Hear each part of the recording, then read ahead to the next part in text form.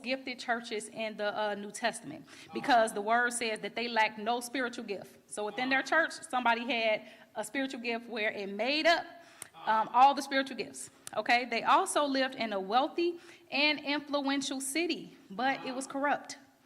Okay, they were rich in knowledge and speech. So you had probably like some politicians that came out of the church of Corinth. But they were also divided. So within the church, some people said, well, I'm a follower of Paul. I'm a follower of Apollos or Peter or Jesus. So they made their spiritual beliefs more on the leader. Okay, and they also struggled with pride. They looked down on one another. They boasted about their own choice of leader, and they showed off their spiritual gifts.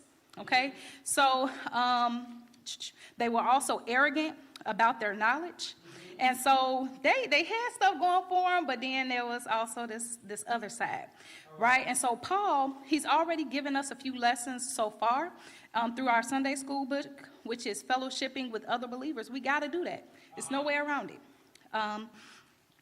Also, that the wisdom that a Christian seeks, it has to come from God. We'll talk about that a lot in this lesson.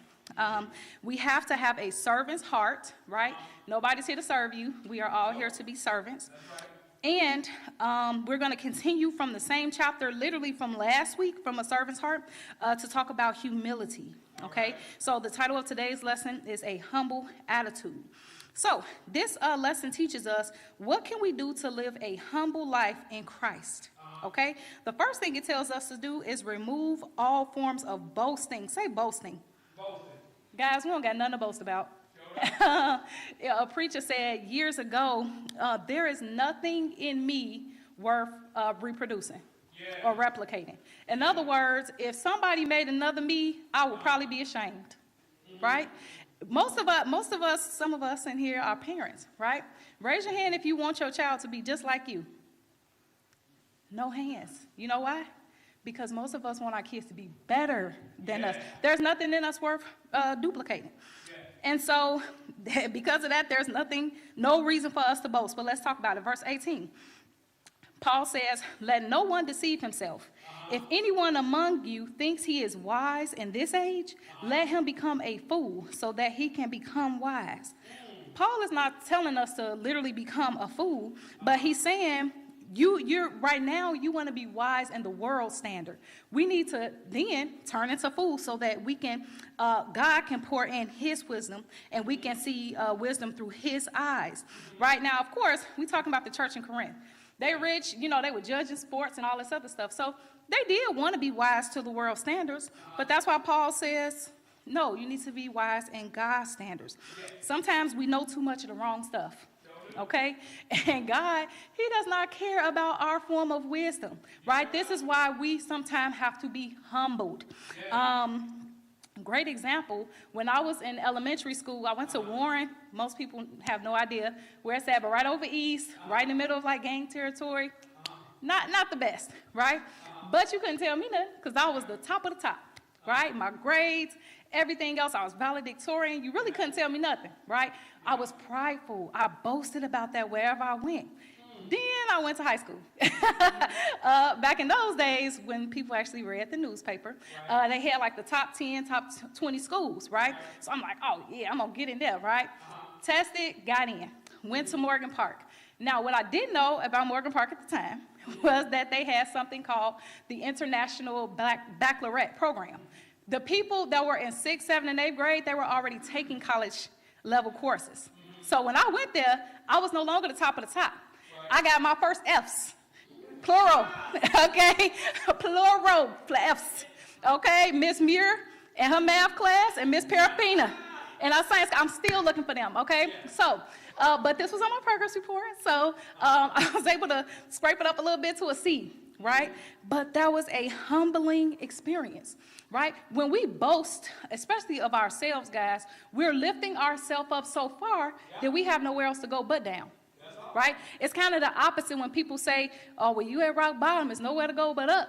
Right. Well, guys, if you get to the top, it's nowhere else to go but down. So this is why the Bible tells us, don't boast yourself, don't lift yourself. Paul says you're deceiving yourself if you think you're wise, right? And so verses 19 and 20, say, for the wisdom of this world is foolishness with God. Since it is written, he catches the wise in their craftiness. And again, the Lord knows that the reasonings of the wise are futile, right? Or meaningless to him. Guys, who knows more than God? Nobody. But our world has created its own form of wisdom. And Paul is letting us know God don't care about our wisdom. Because we don't know that much to be wise, right? So we cannot use it when it comes to him. So some of our wisdom, guys, this is what the Spirit dropped in my heart. Some of our wisdom, especially as black people, comes from years of hurt, right? How can we have wisdom like that? Don't put all your eggs in one basket, right? We're telling people don't put all your hope in one thing, because if it fails, you don't want to be messed up. Exactly. Is all our eggs in God? Like, so our wisdom sometimes contradicts God's wisdom because it's bred in hurt. And when Paul says that, since it is written, he catches the wise in their craftiness, this comes from Job, I believe Job 3. This is when his friend Eliphaz was trying to encourage him, but he had been quiet long enough. Job was suffering, and his buddy Eli comes over and is like, look, I can't hold this no more. I got to tell you, the reason that people suffer is because they did something wrong, right? And that's where this comes from, because God, he catches the wise in their craftiness. In other words, nobody likes to know it all, not even God.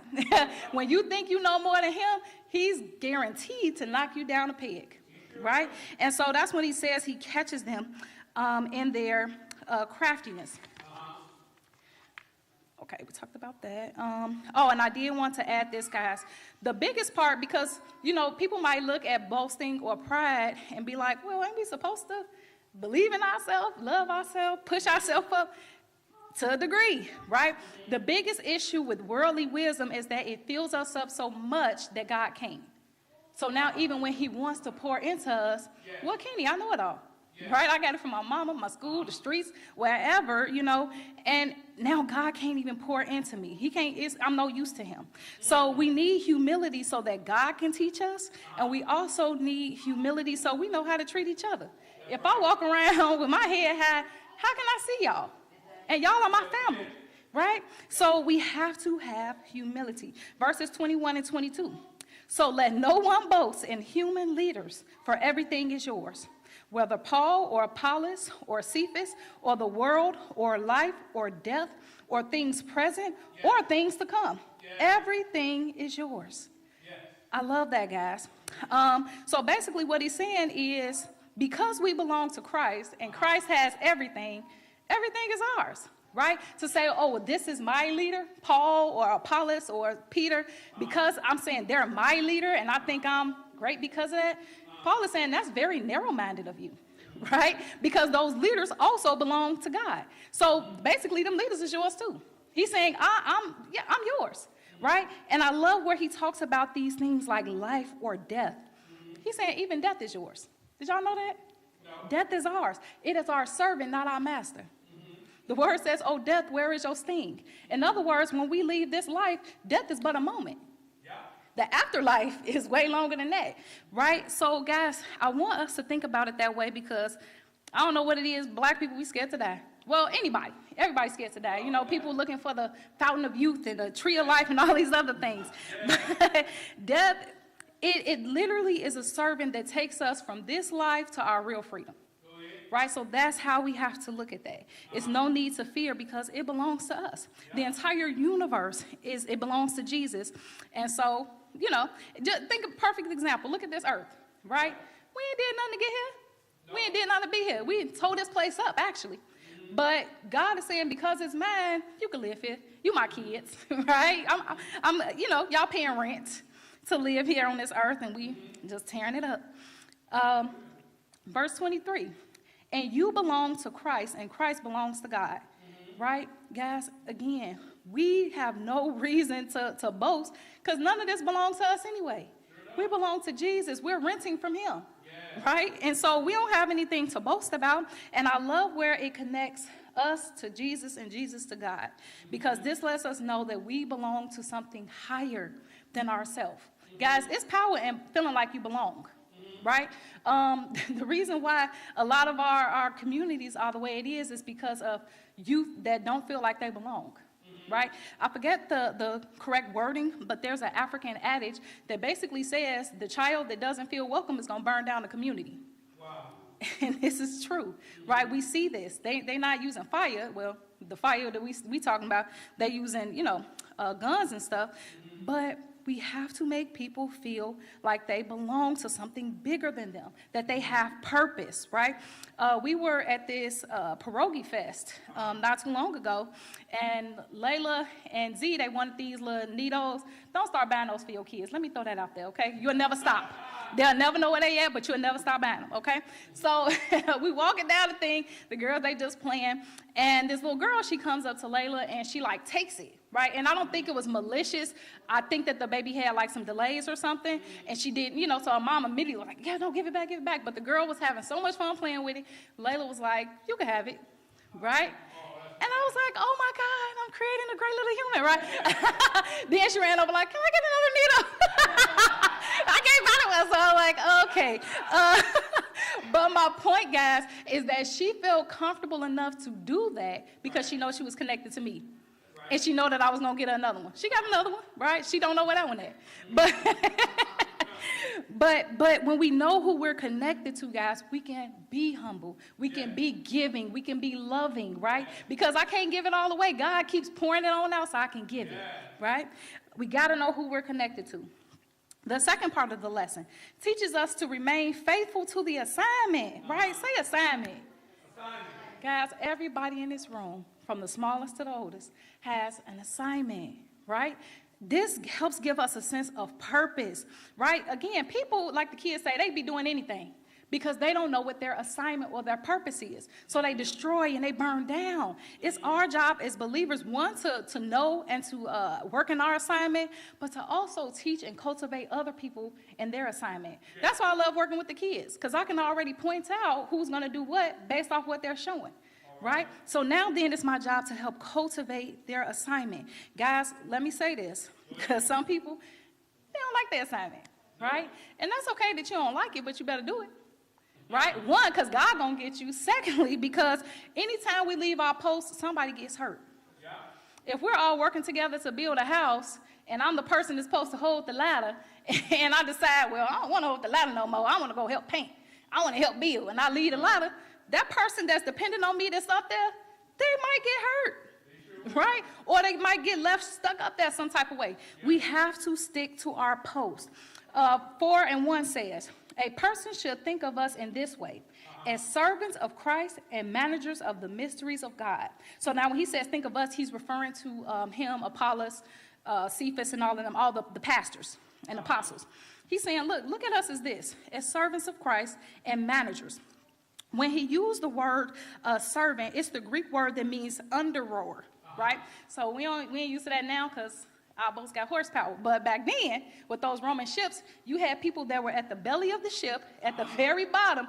Their only job was to row, okay? They did not have to ask questions. They did not even know where the ship was going. They just had to keep rowing. Right? So when Paul uses this example, he's basically saying we're a servant. We are at the bottom of the bottom when it comes to God. We don't ask questions about where we're going. We just do what he tells us to do. Right. That's what a servant is. And he's saying that I'm the pastor. Right. I'm talking about the pastors. If we're under there, guess what? So are we. Right. The lay people, we are right there rowing along. We shouldn't be asking questions or objecting about which way the boat going. If it's going fast enough, just do it. Because that's what God has called us to do. Then he also says we're managers. When we think of managers, we think of a greater role. And that's also what Paul is saying here, but not in like, oh, I'm over these people, but more so like accountability and responsibility. I have a responsibility to y'all. I got a responsibility to teach, right? That's it, because that's what my assignment is, right? And so if I don't do that, woe unto me. Yeah. Right? And when he says the managers, again, he's also talking about accountability. So if somebody's rowing and they stop, it's his job or the manager's job to be like, hey, you ought to be rowing because that's what we're supposed to do. So guys, when it comes to leadership, That is our job. If God has put us in a leadership role, and some of us are leaders at different things, on our job, in our house, but you're a leader somewhere. It's our job then to hold others accountable, and we'll talk about what we hold them accountable for, because sometimes we hold people accountable for our preferences. And even a manager, guys, to call the apostles managers, guess what? The manager still has to answer to the boss. Yeah. So he's still putting himself underneath God. Guys, a big part of humility is putting ourselves where we belong, and that's under God. We're not in his place. I don't want to be in his place. No. I don't know how he do it. I really don't. Sometimes I even tell Pastor, I don't know how he do it. He get along with everybody. He greet everybody with a smile. Yes. I don't know how he do it. Right? The love of God, right? So, so again, they're managers, they're servants. Verse 2, it says, in this regard, it is required that managers be found faithful. Yeah. So, guys, when it comes to a managerial position, you need somebody you can trust. Yeah. You know, if you had your own business, you wouldn't put just any old body as a manager. You would need somebody who represents the business well. Yeah. And for God, that means you got to be faithful. If I'm looking for you, I shouldn't have to look far, because you should be here already. That's what faithfulness means, right? That's a key to being good. You got to be faithful to the job. It don't matter if you don't like it. You got to be, and I'm not talking about your secular job. I'm saying whatever assignment God gave us. Guys, but if you see God in everything, you'll know that he is in everything. Yeah. So your secular job, he put you there, right? Sometimes that is the assignment that we don't want, right. Okay? But we still have to be faithful to that task until he moves us to the next. And we got to be faithful to him, right? Because without him, we can't do the task. That's it. He's the one giving us these instructions. So we have to be faithful. I don't know about y'all, but when it comes to businesses that I call, that I'm paying my money to, and I say, where's the manager? I need to speak to him, and they say, one ain't available. You're going to see the whole nother side, because where's the manager at? They need to be faithful. This is what they're doing. This is their business, right? So let me retract a little bit. Verse 3. It is of little importance to me that I should be judged by you or by any human court. In fact, I don't even judge myself. So, guys, it is a well-known fact that the church in Corinth did not necessarily care for Paul. Not that they didn't care for him. They loved him, but they did not respect him as an apostle, right? Remember, he came from the other side of the tracks, where he was killing Christians, killing believers, right? Arresting them, but a part of whatever punishment that they got. So they didn't really respect him, but he basically tells them in verse 3, I don't care what y'all think. It's not important to me how y'all feel about me, because I don't even judge myself, right? He knew who his judge was. And guys, please, let me throw that out there. Because people, I done seen it, only God can judge me. And yeah, that sounds neat. And it is true to a certain degree. But like First Lady said years ago, I can inspect your fruit. And if I'm a manager, a leader of some sort, it's my job to hold you accountable, right? So no, I'm not judging you, but if I tell you your slip hanging and it's hanging, pick it up. That's a part of being accountable, right? And so, so yes, only God can judge us in the sense of he putting us in heaven or hell. But guys, we got to be accountable to each other. Okay, that's why God put us here with each other. And we also, he was also basically saying about his ministry, the task it was that God gave him. Only God can judge how well he's doing that task, because God gave it to him, right? Y'all can tell me all day, oh, good teaching, good lesson. But guess what? If God ain't pleased with it, it don't mean nothing to me. It don't mean nothing to me, right? Before I pray, before I even study, I ask that God and the Holy Spirit just, pours out, right? Some of this stuff, it'd be a lesson to me. Sometimes I got to go back to hear the lesson because I was teaching the lesson. Well, the Holy Spirit was teaching a lesson, right? So it matters how well we do the task, because God is the one who's judging, and he's the best boss there is, because he gives us the equipment, the instructions, the rewards, right? Yes. And so, okay, we'll talk about that in a second. Oh, and we can't judge ourselves either, because guess what? We always give ourselves a grade higher. Always, because I know what my excuses are, right? Oh, I couldn't do it because I didn't feel that well, right? But then if somebody else didn't do it, we're ready to knock their head off, right? So we can't even judge ourselves. Verse 4.